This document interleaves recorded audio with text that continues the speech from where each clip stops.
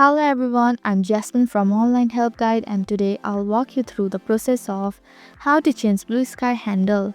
First, open the BlueSky app on your device and make sure you are logged into your account.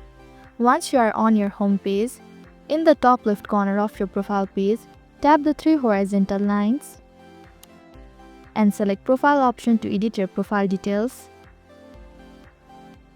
Look for the Edit Profile option and click on it to edit your handle.